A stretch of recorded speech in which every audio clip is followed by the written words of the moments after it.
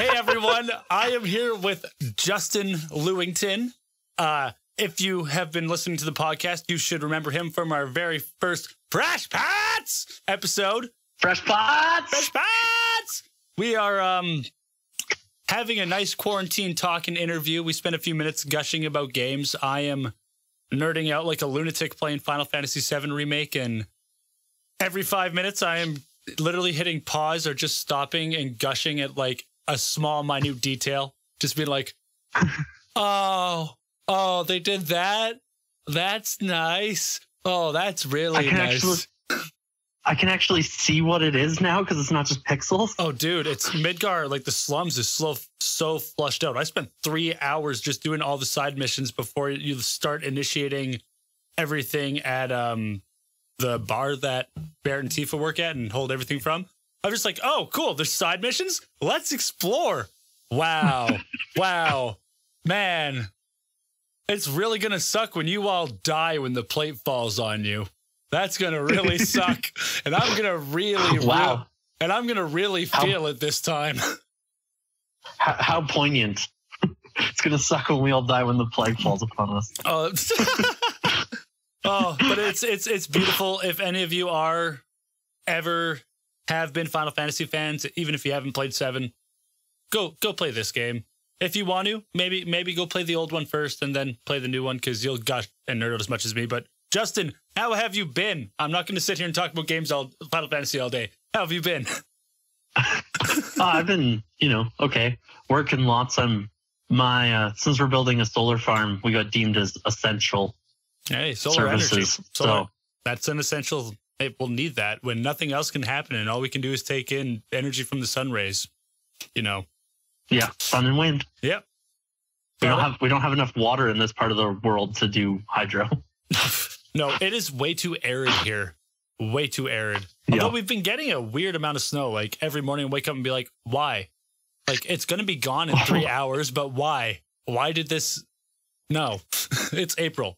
I had to run to town woke up this morning.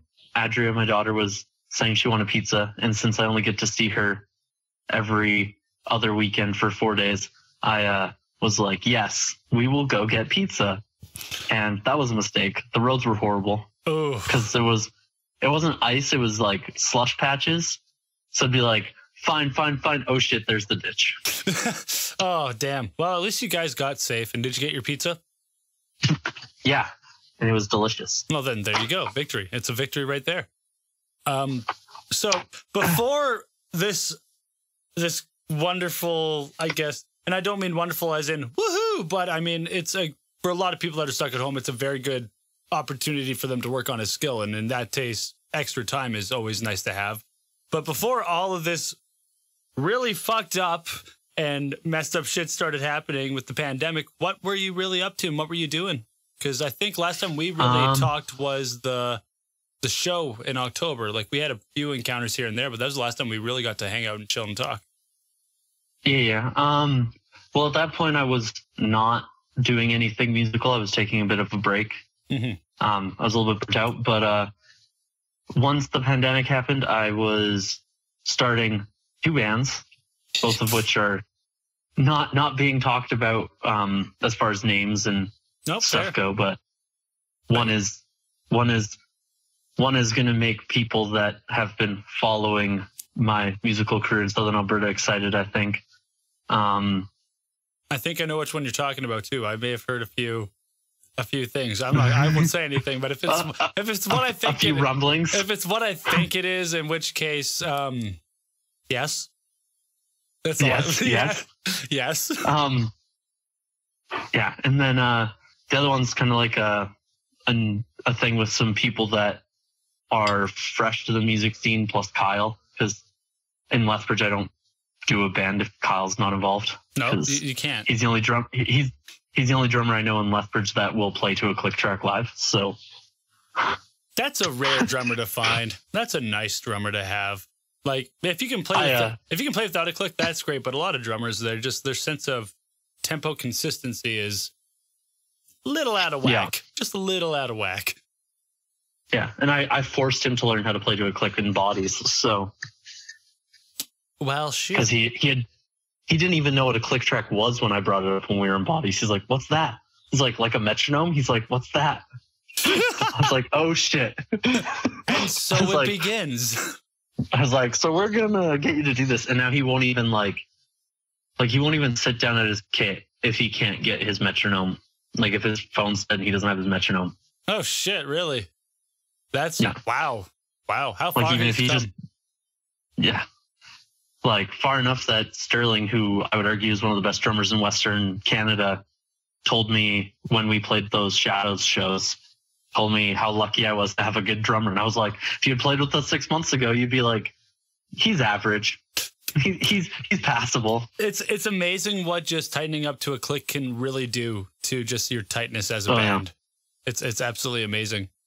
So you got some stuff in the works. That's pretty cool. I'm a little and nope, sorry.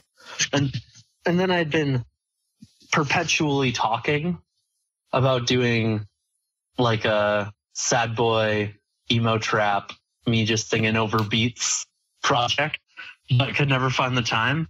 So now with quarantine, I'm actually I'm working with Regan from Ruins with the beats and vocal production, and I've yes, I wore mine to work yesterday or on Thursday.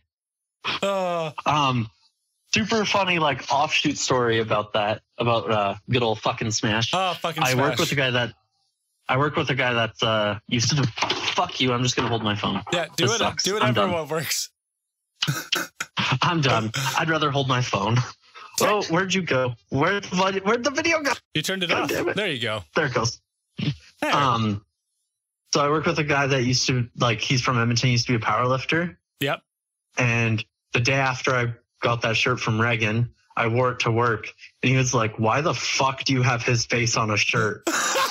And knows who he is, knows he's a piece of shit. Oh. It was great. He's like, "What are you doing? Why is his face on a shirt?" So I had to literally go through the whole history of the Alberta metal scene versus Henwood. God, it was great. My God. Oh, fuck. I can't believe how quickly this blew out of proportion. I've blocked both of his accounts, and I laughed so hard when he followed me on YouTube. He actually subscribed to my channel. And then for the next 15 to 20 minutes, I could literally watch him as he was adding to my view count and then just trying to comment on shit, being like, "Wish you had some fucking talent. Write your own shit. Oh my God, this is whack." And then 2 hours later, out of nowhere, just a random commenter, "Hey, are you the dude from fucking Smash?" And it's just like, oh, yes. Yes, let it continue. Oh, it's so good. It's like, you can't escape this. You can't. And by the way, thanks for giving me literally when I'm with my crew, two of them, or I guess all three of them, mostly listen to rap. Yep. And so when I can tell they're starting to get sick of my music taste, I'll just literally put on that beat, and everybody in the fucking Smash one, everybody in the truck will just start dancing. They have no clue what it is, but they're just like, "This is sick." Oh, fuck. Oh. Props to Reagan for making something fucking awesome. If you want to support him, Rare Ben is his kind of rap beat name, and he releases beats. He releases just straight up tracks. Then go find fucking Smash and let's increase the stream numbers, because it's great. It is. This is what happens when you take a toxic attitude that just gets out of control. And then after so many years, everyone else just flips the table like they're pissed off at a Monopoly game and goes, "That's it. We done. We doing something about this right now. We're not playing Monopoly anymore." Man, we're not even flipping the table like we're pissed off in a Monopoly game. We're flipping the table like we're Jesus pissed off in the fucking temple. Why are you putting all of this in my temple? What the fuck? Oh, you're making a bad name for all of us by being a piece of shit for the last 3 years. So go to hell. Yeah, and just the fact that shows got canceled because of it, which in hindsight, let's be honest, he just beat. They got He just beat the pandemic. That's all he did. He's like, he saved them an issue. Hey guys, you don't have to worry about this Friday show. Why? Oh, nothing's gonna happen then anyway. I figured I'd just take it off the map because, you know, shit's gonna happen. So if anything, you know, yeah, it's like Penny showed how, you know, spiteful, I guess, and kind of shifted some weight and surprised everyone. And then they went, cool, we have a backup. Wait, no, we have 5 backups, but the only thing that'll literally stop us is a pandemic. So fuck you. We'll see you next time we can come around. Like, yeah, fucking pandemic, man. Yeah. And then back on track, because these shows are going to be like this. Yep. The other thing I'm doing, I'm waiting for an email. I'm waiting for my second email back from him. But Jared Dines' manager, Tony, runs an ad company that sells ads to YouTubers. Okay. And he was looking for people to mentor, and did a podcast with Finn McKenty. Yeah. And so I shot him an email, and he was like, yeah, like, let me get back to you when I'm a little bit less busy. And so I'm waiting for that second email back. I followed up with him yesterday. Dude, that's awesome. About doing that. Well, goddamn. I should start listening to the podcast more, because I'm honestly doing that less and less now that I'm at home more and more. That's just I do it. I literally, the moment he drops a new one, like, I wake up and the first thing I do now is check the podcast tab to see if any of the 4 podcasts I listen to have a new episode, and then go to work, and then get ready and go to work. That's awesome. It sucks, because I wanted to get into Finn's podcast, and then this shit happened. I'm like, I don't listen to podcasts at home. And now you're on episode 10, and I haven't even listened to the first one. And there's been 2 or 3 times where I'm like, oh, cool. Matt's on, Bob's on. I should take the time to go listen to that. 2 days later, I'm like, oh, look, another episode. I didn't do something. But yeah, the Psych IRL one is pretty cool. I'll have to check that one out. I really liked it. I'll have to go through it, because I've just fallen extremely behind on that. That was like a commute, grocery washing, walking thing, and now I'm just like, I'm at home and I have other speakers blaring all the time. And well, hey, is his podcast on Spotify? Yes, it is. Okay, that's why I listen to it. Well, shit. Now I can add that to my list of things I can listen to through my PS4 then, because half the ones I listen to are not on there, and it's like, why, guys, why you do this to me? Everyone you've recommended for me is on there. Really? I couldn't find URM. I was just looking the other day, but maybe I was just dumb. I thought I found it there like 2 weeks ago. Okay, I might just have to look harder. And Joe Rogan refuses to. Like, he just refuses to put it on Spotify. He's been very vocal about that. I'm like, yeah, but you've had some he's had some cool guests recently. You can find like the little snippets of episodes on Spotify, but not like full episodes. Yeah, and I gotta get better at that. Ah, shit. I just realized my PS3's in this room. Maybe I should just start using Spotify through that. Yeah. Fuck. But so you've been keeping fairly busy, I guess, recently then, if you got 2 kind of projects in the works that you're keeping all hush-hush about, and still keeping working right now, which is really nice. The last guy I interviewed, Zach, same deal with him. He's still doing a lot of work right now because he has to deliver groceries for people. So it's good that you guys got a little bit of normalcy during all this, because the amount of people I've run into that cannot handle being alone with their thoughts for the amount of time they have now. Can't. I literally like I have my daughter this weekend. I drop her off either tomorrow night or Monday morning so that she can do an Easter thing with my ex-in-laws. And it'll be great, because I lay on the couch for 2 days unable to find the motivation to do anything. Oh, damn. Because all of a sudden I'm alone.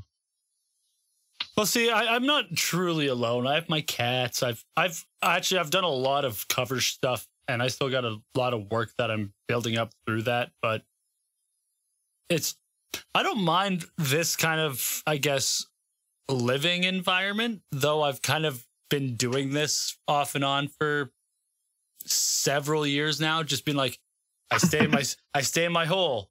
I do my thing. I go out every once in a while. I'm like the groundhog gopher. You don't know what's going to happen. Will I see? Well, I'm so extroverted. And so like being completely alone, because like I have no roommates, no anybody. And so like, I literally just like, there's no reason for me to need to be motivated to do anything other than eat. That's fair. And so. See, I do have 2 roommates, so that does help, because when they're just sitting around doing the same thing and be like, I'm going to be productive, and then disappear for 8 hours and come back and be up and be like, cool. Fuck. There's still people here. There's still stuff to do, and I don't know how long I'm going to have to do it. What week are we on? What day is it? What is time? Like you're lucky in the sense where I'm guessing your routine hasn't been disturbed that much, but it still has. Oh, it has? Like my sleep schedule has gone to complete shit. Okay, it's not just mine. Thank God. Like, how's it been messing with you? Like, well, because like I just come home, lay on the couch. I've literally just moved my bed to the couch. And so I'll just like eventually randomly fall asleep, which is anywhere between 10 o'clock and 2 a.m. Oh, okay. And then I have to be up at 5. Then I have to be up at 5:15. Shit. Yeah. The couch has been my friend for, I think I've slept in my own bed a grand total of maybe 20 times tops this year. The couch has just been like, it's there.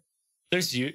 Got my screen if I don't want it, or usually a cat shows up. I'm like, well, now you're passed out and I don't want to move because you're fluffy and soft and furry and and then yeah. Good old Shisha. Oh yeah, love him. And yeah. Shisha cat sore. Oh God, it's so adorable when he has the little dreams and I'm not like quite asleep, but he's sleeping on my head and I can just hear him going like, aw. That's adorable. But yeah, I've been up stupid late, passing on the couch. Even if I try to waking up before 10 is not happening. Like, I've tried. Nope. I will hit snooze every 10 fucking minutes until 11 o'clock. I wish. And that'll be me on the if I do drop Adri off tomorrow night instead of Monday morning, that'll be me Monday, because like I either have my daughter who wakes up at like between 8:30 and 9 no matter what. Yeah. Or I have work, which I have to be up before the sun for. So. Damn. And do you have either of those on Monday? What was that? Do you have to do either of those on Monday? If I drop Adri off tomorrow night? Yeah. If I drop Adri off tomorrow, I do not have to because of Easter. Oh, that is one. That's right. See, that's the other thing. Like, I'm already bad for remembering yearly holidays like that most of the time. But, wow. Did not realize what weekend it was until like a few hours ago. And I was like, oh, that's right. That's what my grandma said. She's making me dinner to come pick up. Right. You're like, tomorrow's Easter. Yeah. Well, she called me a few days ago and she's like, hey, so how many roommates do you have? Because I'm going to make some chicken turkey dinner or whatever. And I'll make them in servings and you guys pick them up and just cook them as you please at home. I'm like, okay, yeah, thanks for, like, you're just thinking like, oh, it's pandemic. They must be hungry. They're all stuck at home. I'll feed them. 2 days later. Oh, Easter dinner. That's what that is. Like, just. Yeah. Yeah. I hope you guys are enjoying the interview with Justin. It was awesome to have him back to do an episode, even if it was just over the computer. And before we get into more of that, let's get into our first band, and that is Cult of the Skull God. This track is off The Great Magini, which is out on May 8th. This is for fans of Danzig and the Rolling Stones, so this is going to be an interesting little thing to start everything off with. Rock Shots Records, Cult of the Skull God, has a new video for the song we're going to listen to, which is Black Magic. They unveiled the first single of the forthcoming debut album, Great Magini, due May 8th via Rock Shots Records. They're taking inspiration from the titans of rock, including Danzig, the Stones, Black Sabbath, and they combine sick, heavy riffs with smooth yet haunting vocals that are perfectly demonstrated on the first track, Black Magic. So without further ado, let's get into it. go and get this in you when it drops as well. It'll be available on all streaming platforms, and I believe you can actually pre-order it now. So here is Black Magic by Cult of the Skull God.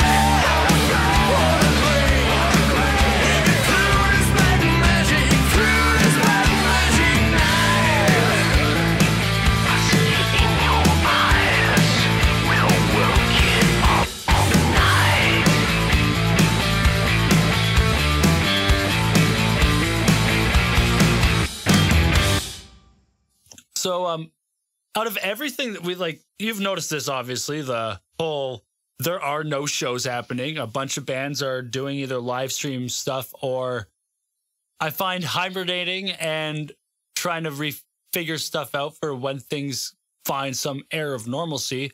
What are some things that you've kind of noticed or kind of had come to mind that are worth kind of, like, I guess, talking about? Like, what are some things you think might have to change once we get back to having normalcy in our scenes? Because I think this is going to be a huge time of reflection for everyone involved in every angle, from bands to promoters to venues to just the average listener.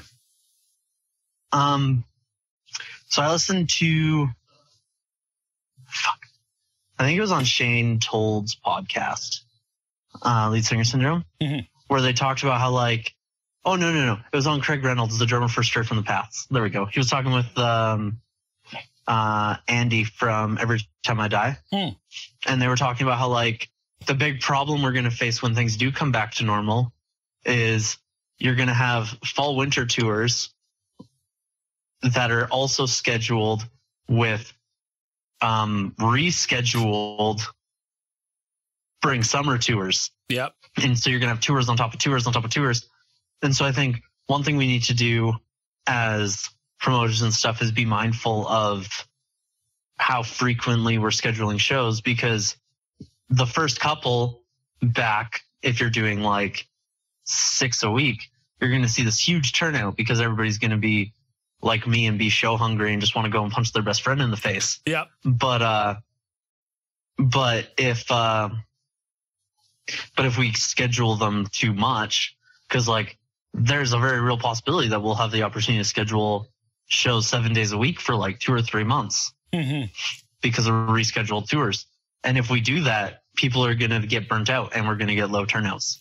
So instead, I think as promoters and bands and stuff, we need to be mindful of that and reschedule these tours and the fall winter tours and space it out over the course of like 6-7 months of rescheduling instead of be like, everybody's rescheduling for September. No, like, yeah, no, definitely. And I think another thing that'll be really good is a lot of these bands that are touring should start talking amongst each other right now, especially with promoters, just finding out, hey, so who else did you have booked that you're putting on the list? Like, and figure out all those places. Because if you're a band on tour and say you have a 2-band bill and you find out there's another 3 or 4 band bill that's touring and all your dates almost lined up, just fucking join them together. Straight up. This is going to be the only time where those absurd 7+ band bills will go over well. Like, because yeah, exactly. So if anyone wants to still have it so that the bands are getting out and doing what they need to do for their cycles and getting stuff out there, talk to the people that either were already planning, had already planned, or are thinking of doing these winter tours in general, and just start thinking of really good packages that'll work, because we're going to see a huge upturn in shows regardless. So the point is now going to be making them worthwhile while spacing them apart. Like you said, no one's going to be able to handle 6 shows a week, but if we could very well handle a show a week for 2 months and then a show every other week for 2 months, and then we're back to like a show every 2 to 3 weeks as we slowly bring it down into later winter. Back to normal. Yeah. But that's a lot of time. And those are a lot of slots that can be filled out properly amongst all of these. And no one's going to bitch and complain about a show starting a bit early because it has 2 more bands and the ticket price staying the same. Because that'll be the other thing. If you can keep the cost, or even $5 more ticket, like for local band tours, if you go from $10 tickets to $15 tickets, but you go from having a 4-band bill to a 7-band bill, nobody's going to bitch. Like, no. But even if you do keep it at that 10, if these are in these like every week areas, it's the highest probability for more return customers and more people through the door in general. Exactly. So if you can keep it like, just keep your price like, hey, this is what it needs to be to pay bands. But the more of you that show up, the more likely we can keep it at this longer with this level of, I guess, entertainment, because 7 bands compared to 4 bands, it's a long night. It's a long night, but if you work it out properly, you could make that work and have everyone get their itch. Because yeah, I'm not much one for just going out to every show that happens now. Just if I have stuff to work on, I will probably drop mixing for like a weekend if I find out there are 2 stupid good bills happening nearby, and I'll be like, oh, well, this is happening in the Hat on Friday, and then that's happening in Calgary on Saturday. Fuck what I had to do. I'm a go do something for once with me. So yeah, I think that's a really good point. I think the other thing too is, do you know who Raymond Rasmussen is? Can you remind me? Because the name sounds familiar, but I could have him confused with the drummer I follow. Both Reagan and I share a whole shit ton of his stuff. He does like marketing and stuff for bands as well as for companies. Okay, yeah. I'm pretty sure I've seen some of the stuff you guys have shared of his. But one of the main things he focuses on is like creating sustainable income for bands that's not show related. Yep. That's like via Patreon, via like as much as people rag on Attila for this, like OnlyFans accounts, like they don't do it for the porn side of it. They do like Attila posts like inspirational videos every day and shit. Yeah. But like it's another stream of income. Like, and so I think that's the other big thing as artists that we need to look at is how can, like, if this happens again, how can we not be completely fucked? Yeah, and there's for income, especially for like the full-time touring bands. Oh, definitely. And that's actually really cool that you mentioned that, because it touches on something that Brian Hood and Chris Graham brought up in Six Figure Home Studios. I think it was their episode last week. We need to rethink our fucking business model from the ground up. We can't be relying on fucking selling t-shirts. Who the fuck, like, let's be honest, very few of us actually wear all of our band tees. It's very few of us go out and look for band tees. It's the diehard fans. And that's why a lot of bands see merch sales failing, because yeah, sure, you can sell 3 shirts, but there's 30 people there. So unless you're a fucking Smash shirt. Yeah, exactly. Like there are the few and far between, but you know what I mean? Like, if you go to one of these local shows every week for 2 months, the probability of you buying a shirt from every band you see at every show, like, let's be honest, like, everyone goes in with kind of the idea of like, I'll buy 1 or 2 and it'll depend on which band I like more or which one has the better design. Like which one, like, if there's something, or there's the random like, oh, clever girl, that is fucking witty. I am not paying my rent on time this month. Give me that shirt. And then they feel bad about it, but they're sitting there in their shirt and being like, yeah. But there's got to be ways that us as bands have, like you said, better ways of monetizing what it is we do. Like, it could be lessons. It could be just better, smaller merch trinkets that kind of better reflect what would work. Like, I don't know, travel mug. Stupid as it sounds. Yeah, clothing's not it anymore. Like, there's only so many shirts. There's only so many black shirts with a random design on it that people want to buy. Yeah. And as much as we're going to see trends resurge, we're not going to see a huge resurgence of the awesome neon colored metalcore shirts from late 2009. I was literally just about to say the same thing. Like, that was the last, that followed by like the Defend Pop Punk and the just like utterly obscene death metal shirts that were just there to offend you and catch your eye if you saw it. Like, that was, in my opinion, the last active phase of merch as a shirt or a hoodie being the staple of what a band should sell. Because and I think too, like, we need to rethink our clothing. Like, bands that do really well, like Silent Planet, it's like, it's band merch, but it's more of a clothing brand, dude, style with like, yeah, exactly. Like, like, it's just, when we do sell clothes, we need to rethink what we're selling. Like, so back in January, I went to the Set It Off Capstan show in Calgary. Yeah. And I freaking love Capstan, so I bought one of their long sleeves because I love long sleeves. Long sleeves are nice. One of the local openers, Only the Strong, they were so good that I literally went up to their merch table and was like, how much is a shirt? And they were like, $20 each. I was like, I'll take both for 25 each, and sauce them a 50.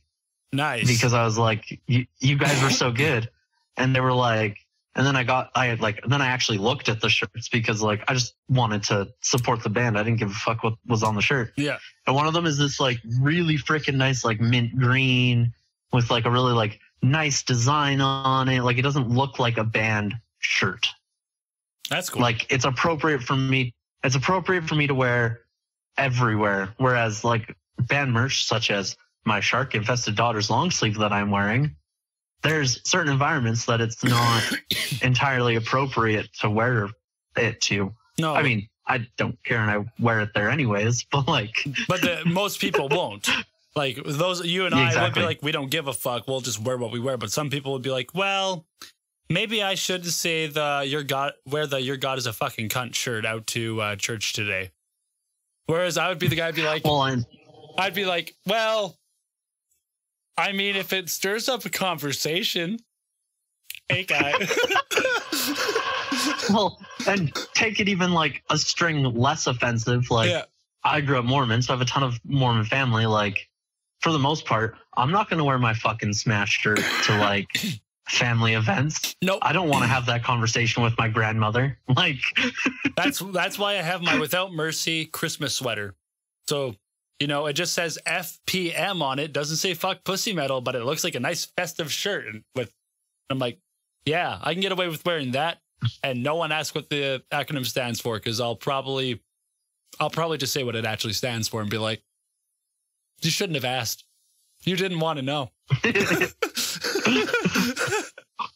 But I agree. It's funny how much my family has like unfollowed me on social media because I've stopped caring about swearing in my posts. Like, oh my God, he stopped censoring himself. oh my God, he posted that car cover of him singing the last chorus of both versions of The Drug in Me Is You, and he said fuck twice. Oh, fuck. Oh, hey Shisha, how you doing? What's up, bud? Is it Marbles that's on your bed? It's Mittens that's on my mixer there, and then we got Shisha here. Shisha Katsor. Oh yes, Shisha Katsor. Shisha Cat Tour.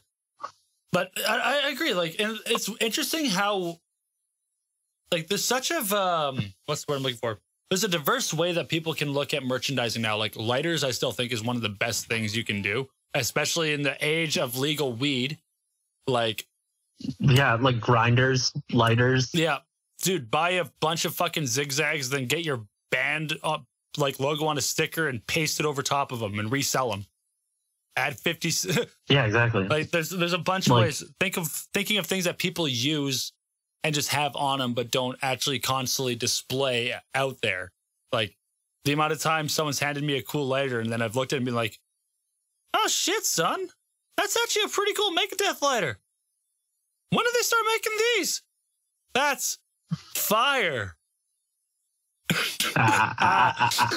Or like freaking, do you remember when Pierce the Veil came out with their hot sauce line? I forgot about the hot sauce line. Damn. Where they sold like 3 different types of hot sauce, and like it literally just looked like the Skull vodka bottle that they just cleaned and then filled hot sauce with. But like shit like that, like people buy it for the novelty, even if they don't want to fucking use it, right? Like, yep. Whereas a shirt, like, or another thing that people can sell, if anyone has Guitar Pro, tab your shit out. You're probably already doing that to have to teach someone to learn it. So just go the extra mile, make sure it's as close to accurate as possible, and be like, hey guys, if you enjoyed any of that, you can buy the guitar profiles from our EP here or at our online store. It's $5. Go ham. Or you do the smart thing in the age of streaming and you single drop a song once a month. And as part of that, for, I don't know, $5 a month on Patreon, the people that are on Patreon also get the guitar profile with it. Yeah. I think we really got to pay attention to what some YouTubers are doing. Like coffee mugs. That's another one. As stupid as it might sound, bath towels are actually probably a good idea. Can you imagine just plastering your logo on a black towel and then having someone just hanging that in their bathroom? Everyone who goes to take a shit is going to see that. And they're going to be like, yep. Like, I'd rock something like that.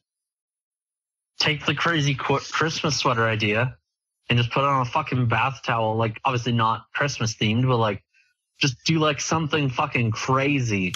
Yeah. And splatter it all over like a towel set. Like, people are going to be like, what is that?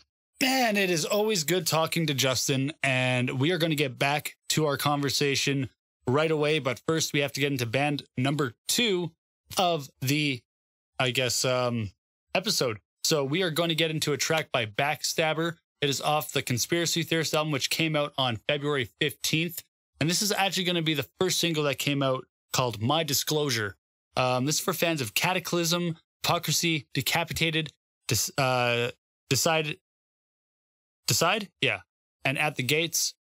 Here's a little bit about it here. Backstabber's death metal is more of a modern variety in a good way, with a very clean yet brutal sound and speed aplenty. The playing is insanely tight at times, and it's often hard to believe that this is only the first album of a relatively young band, their first demo having been released in 2016. Some passages are a little on the thrash side, but for the most part, this heavy, pounding, fast death metal driven by a drummer who is really asking for a speeding ticket. 4 to 5 by the Metal Crypt. So let's just get right on into it. This is My Disclosure by Backstabber off Conspiracy Theorist, available on all streaming platforms.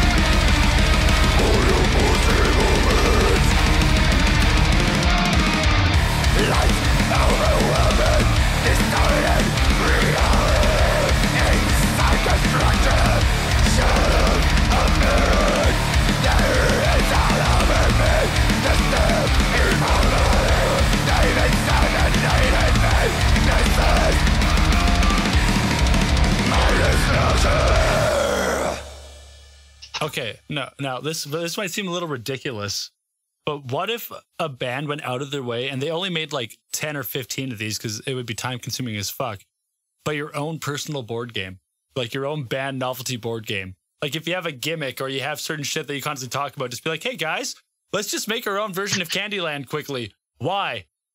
Fuck it. We sell it for $10 a piece or however much. If someone buys it, cool. If not, I mean, don't tell me you don't want to pull this thing out at Christmas with your family and just be like, I brought a game too. I know it was more for like hardcore tabletop gamers, but I don't know if he still is, but Quinn McGraw from Living Machines. Yep. He's kind of like the mastermind behind the band. He was doing a tabletop game for the band. That's cool. See, and there's a lot that was of like ideas. years ago, though. Yeah, and damn. like they did pop sockets as part of their bundle for the pre-order for their EP they just dropped. That like it's just a pop socket with their logo on it in orange, black pop socket, orange logo. I figured it out. Toilet paper. Yes. Bands just need to sell toilet paper. Toilet paper that says fucking smash. Fucking smash. I bet you, and in this environment, you could probably sell that for like $30 a roll and people wouldn't bat an eye. Oh, especially since no one knows how long this is going for. I mean, play off the panic a little bit, get your band ready, and then, they'll have clean asses. You'll be tool ready. Win-win for everyone, right? I swear to God, if a band does this and they cheap out and don't give me 2-ply with it, I'm going to lose my mind. No, it has to be single ply. That's part of the joke. You bought band novelty. No. You bought band novelty toilet paper. I would never support the band again if they gave me single ply as an actual serious. This is for use. No, the tagline is your hand's going to be as dirty as our greasiest breakdown. Ooh, I like that. Yeah, that's what'd be sick is plastic. Put your logo on like each single sheet of toilet paper. And then just do a mad flex on somebody and go toilet paper their house. Yes. Yes. And then make sure you get a high quality photo of it for album art. Yeah. No.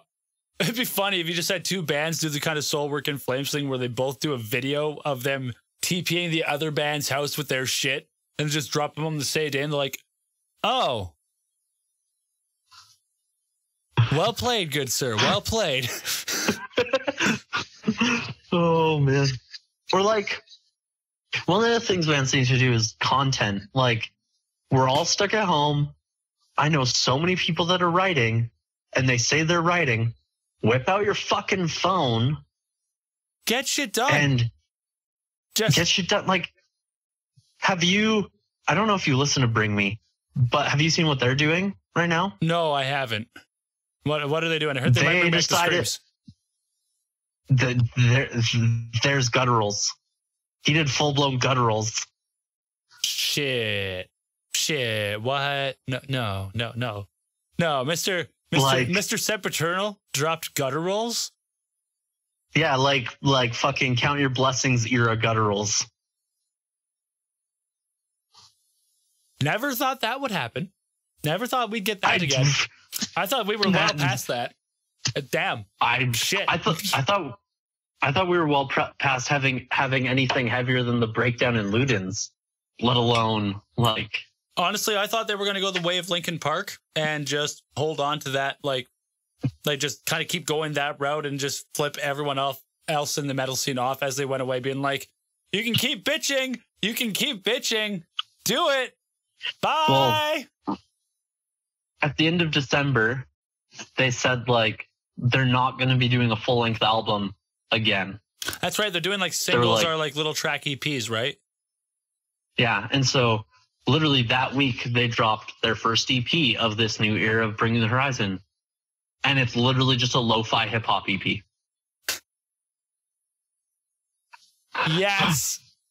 Yes. Like there's one song that's 19 minutes long. Okay. The last 14 minutes of this 18-minute song is literally Ollie just talking about how we need to like change our mindset over top of the beat. The whole album has basically no hooks other than the song they did with Halsey. Oh, that's cool. They did a song with Halsey. Shit. Yeah. So but then, so when quarantine started, they had kind of started writing for the next EP. Yeah. And they're like, well, quarantine started, so let's go off to our cabin studio, lock ourselves away, and just bring a videographer with us and see what happens. And so every other day or every third day, they've been dropping a studio update of them in the studio. See, with like actual like teaser footage, not just them dicking around the studio, like actual like shit. Showing how we write a song, like how we come up with lyrics. And like it's really interesting to see the process of like they come up with the meter first, throw random words over it to figure out the melody, and then rewrite that into the actual words for the song. Shit, that's really cool. And that really shows like just the proper use of time, because we all have that ability right now. Like we're on, oh God, see, time is escaping me now with how much longer this is going. We are about to end the 3rd week of isolation, right? 4th week. 4 weeks from Monday is when Kenny recommended that we start isolating. Okay. So yeah, no, it'd be 3 weeks of everyone necessarily needing to, because I still worked for the week up until it was like enforced. Like once it was like, no, you can't even do 50. Like 50 is too many. You guys, no. So we're at the end of 3 weeks. I have recorded 9 vocal covers. I'm redoing one of them because I used way too much vibrato. I've recorded and filmed guitar and bass for 2 covers. Just recorded guitar and bass for 1 other cover. Yeah, I got to film that one. And I'm doing some easier stuff just to be like, I'm going to do stuff. I'm going to revisit my past and try to redeem past failures. So I'm like, fuck it. Let's just try it. And then 4 of those are collaborations with my buddy Nick, who's a drummer here in town. And he's just like, let's fucking do something. So I got 2 more I got to learn there. 2 are songs I'm doing on my own. So I still got to get the solo and drum shit done and start recording those. One of them's one I'm doing with Reagan, because we're going to troll the living piss out of Trapped. Reagan and I are going to troll Trap. It's going to be fun. Are you doing a Headstrong cover? Oh, yeah. Headstrong cover? And I had a video idea. Yes. And the video idea is going to be perfect. It's going to be the final shot, and you can quote me now, and this has to happen. It's going to be Reagan and I impersonating the 2 main members of Trapped, crying in a running shower, hugging each other. That's going to be the end of it. Did you see that Defiler Headstrong parody that I posted? They're just all good. They're just all so good. Like I want in on this just because Reagan and I were going to do a cover, and then it was just like, do you want to have fun with it instead of just like doing a traditional, like we pick a song we like and we record it? Like, you want to have some fun? And he was like, what do you mean? And I was like, break down the video idea. He's like, oh fuck. And then I'm like, yep. So I'll send you the project template. Go hard. What do you mean? All the guitars? Fuck them. Do it your way. I'll figure out drums and vocals over top of it. But let's have some fucking fun with this. So it's That's sick. Yeah. That's sick. And then so speaking of bass, I know a project that needs some bass. Do you need some bass? I might be, DM me after. Maybe we'll talk about a few things. You know. Keep some things going, wishy. But yeah, but in that case, like I've gotten content once I get it all done, because I got a bunch of editing. I got an interview with you, interview with Zach. I got 2 more I want to do, but so video work there plus Alt Waves promotion, because we are very much crossing our fingers to hope that we can make this happen. For those of you listening, I'm guessing this episode's will have already aired, and I'm gonna guess we've already made the decision. We're moving it to late August. Like we made a decision that we'll tentatively try to keep it in late June, but if we can't, we'll move it to the end of August just to try to make it work. And we're hoping maybe we can do that. The way things are going right now, I'm skeptical, not because I don't want to put it on, but just because the longer we get into these months without a for sure end date on any of this, the more unlikely it's going to make it possible for us, or more improbable it'll be for us to be able to do it. But like content wise, I'm good up till then. So best case scenario, we do happen. I can go to Alt Waves and not have to stress my ass off about making sure I got stuff for everyone every week. And that's people can learn new skills. I wrote a new song for Deadlights. Mason and I wrote another new song for Deadlights. I'm gonna send you the demo tracks after this, and we're just understanding like. Is it that low tune stuff that Mason was talking about? There's one that's in like. Yeah, there's one that's in that fucked up tuning. That's one he and I wrote, and then I wrote something in C. So we're doing this whole like we're drastically going to be changing our sound after we get through promoting the CP, because just with all the changes, things have evolved. Like, we got our good buddy Reagan helping us on guitar right now just to smooth things out. We got Zach back behind the kit. Didn't expect that to happen, but he came back. Yeah. Okay. We got our Why? OG. We originally had him come in to fill in for the shows that we have booked that are now up in the air. And then literally within 1 hour, not even an hour, about a half hour of our first practice together, he went out for a smoke, came back down. He's like, so I was thinking, and if you guys would have me, I wouldn't be against coming back full time and like giving this a full go again, because I missed this. This was fun. Like, we're all in better places now. Like, I want to do this. And I just looked at him with a big smile. I said, welcome home, and gave him a hug and was like, thank you. Like, I love it because he and Mason have great chemistry. Mason and I and him have great chemistry. James is learning how to play bass the way we kind of want bass played, because he's like an alt rocker, kind of more like post emo core is the best way I can kind of put like some of the stuff, like all with the pick, not heavily difficult, but still got moving. Like, he's a talented dude. Told him to learn how to slap. He got the basics down in about a month and a half. So we're like, cool, we will shape you. We will mold you. And he's just like, write all my parts for me. Why? Because you have a better idea of what you want. And quite frankly, I know you're going to force me to learn something. And I'm going to be angry for about a month. And then a month after that, I'll be like, oh, well, that's neat. So we kind of got that kind of mentality going right now, which is really cool. But slap that like button. Yeah, do it. Do it. Do it. I really want Loud as Hell to still happen, because we're playing a breakfast slot. I like my pancakes with my metal, man. I want to do it. Pancakes and metal. I know. But and there's almost as good as metal and sex. Yeah, exactly. And we had a few other things that are up in the air, but everyone who doesn't take this time to at least capitalize on it, like, I'll admit, I've played a lot of video games throughout these past 3 weeks. I've also, as I've said, done a lot of other shit, though, to make sure that the wheel's still moving, that I'm learning something. Like, I've been messing with a blister I gave myself while playing bass over the past 2 days and just flattening it out, because it's been like... And if you don't utilize your time, this is why there are prodigies that piss you off, essentially, because they're given the time, they utilize it. What are you going to do when you're given the time? And I think that's what a lot of people kind of realized. I think the first week was really reflective. And then a lot of people that were just like, I need to do music. They figured out a way to do it in some way, shape, or form. And on we are to the third band of the episode. This is a track by Raider off Guardian of the Fire, which came out on March 20th. This is for fans of Ex Mortis, Annihilator, Skeleton Witch, Decide, and Carcass. The track we are going to listen to is called Guardian of the Fire. And before we get into that, let's just find something to talk about here quickly. In the end, these 8 tracks combine influences from their domestic Canadian roots, as well as the American finesse and aggression, to illustrate the power, precision, and musicianship that keep Raider in league with acts such as Annihilator, Ex Mortis, and Skeleton Witch, as far as melodies, hooks, and dark and savage attacking mechanisms from Dead Rhetoric. So let's get right into this.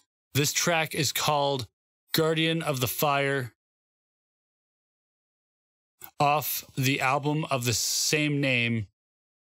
And the band is Raider. Go find them on all streaming platforms and get this album inside you right now.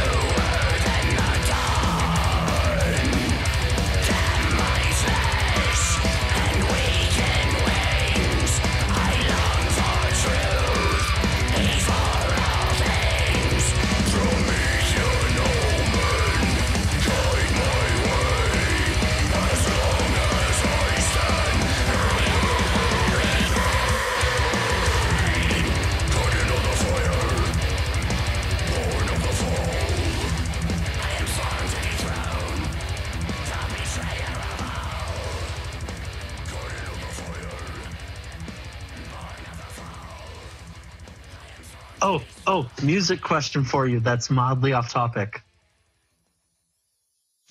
Do you know if I have to download the full $500 Superior Drummer 3 just to be able to use the Progressive Foundry library? That's only $80. You shouldn't have to? Because literally everything I actually want is in the $80 bundle of that library.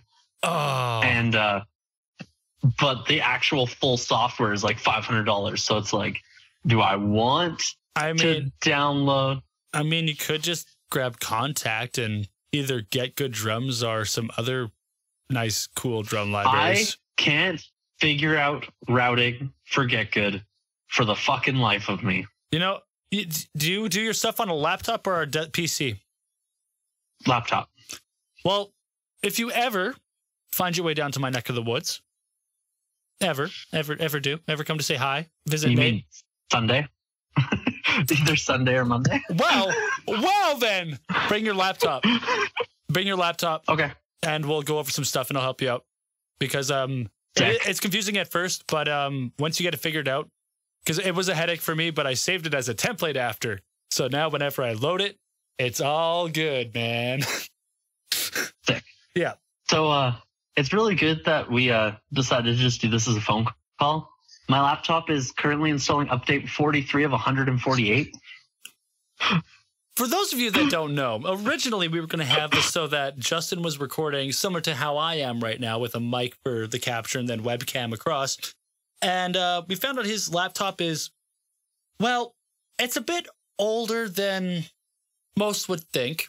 And it hasn't really been connected. It's like a year old. Oh, it just hasn't been connected.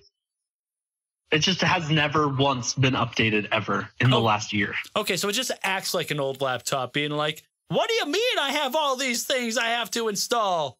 And now here he is waiting for, well, we've been talking for almost an hour. And wait, what? Pretty sure it's been just under an hour. Yeah, dude. Tell me how long I've been talking. What the fuck? Yeah, dude. We're like minute 57, minute 58 right now. I know. Holy shit. I know, right? We'll be winding it down pretty soon here because I think it'll soon go into, if it hasn't already, just random shit no one's going to give two shits about us talking about. We actually, compared to the last episode, we kept on topic pretty fucking well this one. Well, you know, give yourself a pat on the back. I can't get over there right now. Self-isolation pat on the back. There we go. Good job. Two hella ADD dudes actually staying on topic for once in our lives. What is this?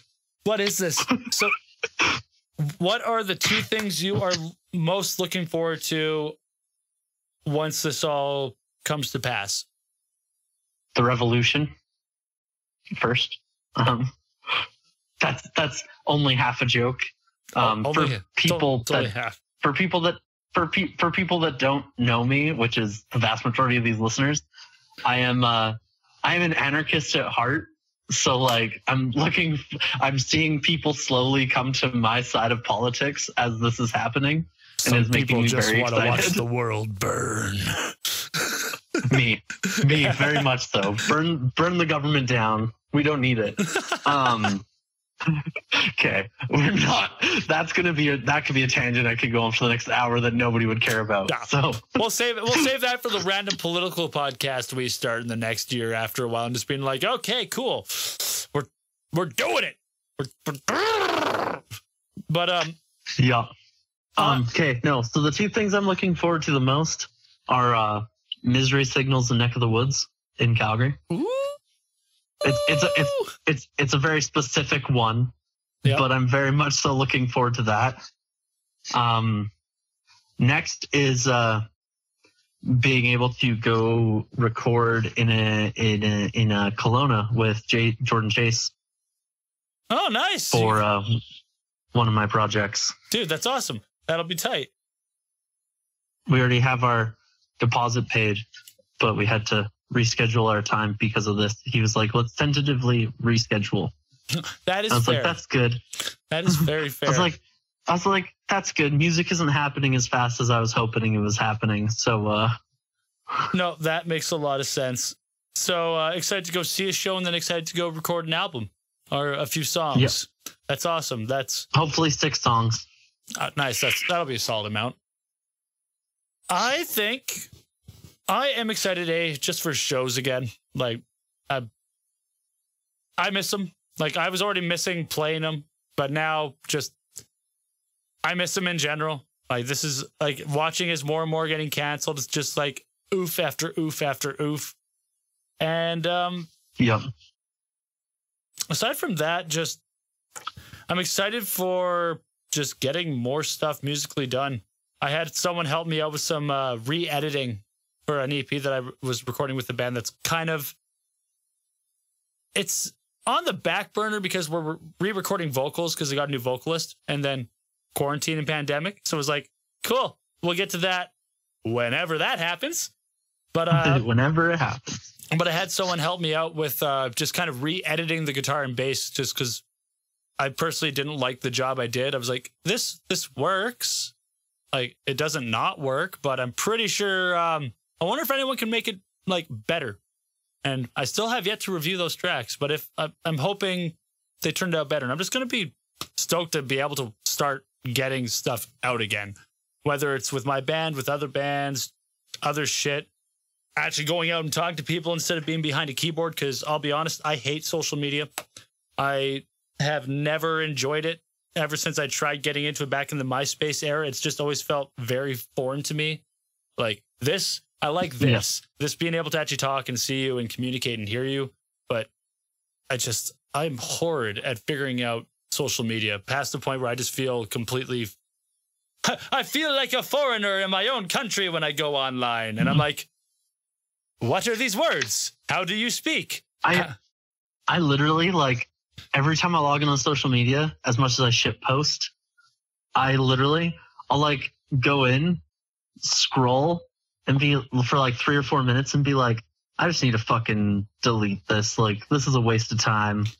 And then somebody will like comment or like a post. And I'm like, oh, never mind. There's the dopamine hit. We're good. Keep going. And see, I feel bad because I don't post a whole lot of memes. Generally, I just shamelessly self-promote. And that's just because for me, that's really all Facebook and social media is. Like, I like talking to people where I can on there, but it's like, what are you going to post on your wall? Well, I could post this meme and get a few laughs. Or here's the thing I worked really hard on, guys. You don't have to like it, but if you look at it, that's cool. And it's just, this is why I'm good at doing this end of things, but remove me from this environment and this scenario. I'm lost. I'm a lost creature. I'm just staring there like I'm John Travolta in Pulp Fiction. Yup. Once I have things to shamelessly self-promote, hopefully by the end of the year, I will be back on that train, because that was my main purpose for social media when Bodies was going strong. Yeah. But one last thing before we go, as people's attention spans are waning. Yes. I was thinking one thing we should do, and I meant to message you about this so there could be some thought to it. And I will say that I shamelessly stole this from the Downbeat podcast. That's okay. Which is the Craig Reynolds one. Who do you think are 5 Western Canada bands that, as we're in quarantine, people should go and buy their merch and help out in this time of distress? Cosm. Without Mercy. Oh fuck yeah, that was on my list. Without Mercy. Mm-hmm. Neck of the Woods. Mm-hmm. Let's see. Let's try to get a bit. Bring it into Alberta. You're staying in Vancouver. I know, which is weird because I've that's like how. Let's think about our Alberta bands here. What do we got? Honestly, they don't have any merch out right now, which kind of really sucks. But Raising the Ruins, I still stand by. Like, those guys are. This pandemic couldn't have happened at a worse time for them, and I hope that they are able to still have the momentum they had coming into this year whenever this ends, because God fucking damn it. That's a talented group of cats. And then go I need one stream more. Good Riddance. Just go stream Good Riddance, put it on mute, and go to sleep. Yeah. That's how you can support them. And Widow's Peak. I know they're going through a few lineup changes right now and reformatting stuff, but those guys are like Matt's solid, Chris is solid. They're all solid people. I love all of them. And they're a 3-piece right now. Yeah. And that's another band.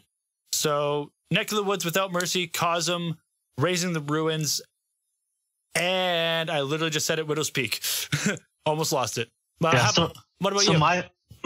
My 5 were Cosm for my number 1, and then Anarcheon, just because I'm homies with them. Yep. And I would group, because they have the same bassist, I'd group Ophelia Falling with them. That's fair.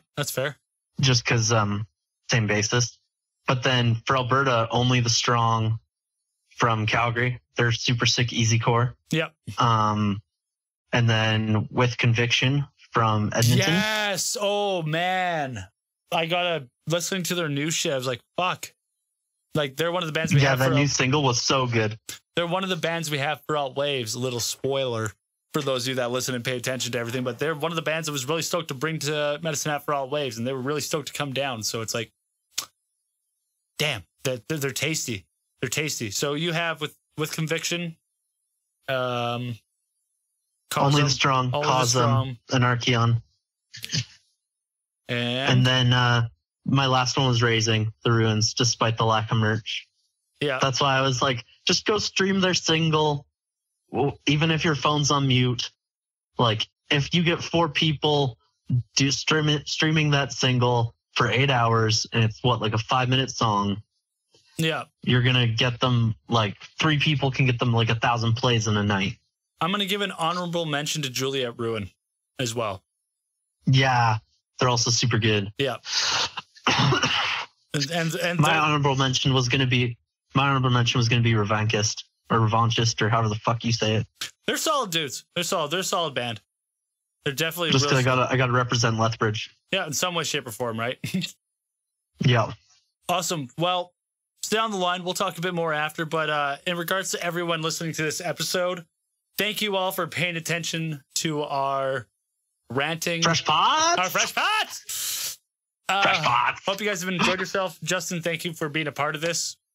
And once your projects kind of are more than just a secret, we'll have to bring you back. Yes. Awesome. Once they're announced and have things going. Righteous. Well, thank you everyone for listening.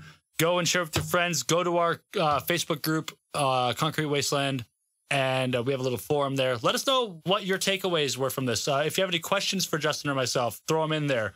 I'm trying to get more activity going in there because I want to have more of a conversation with people surrounding everything that we talk about here. So if you have anything you want to add, go to our community, our discussion board, and just unleash in the comment section.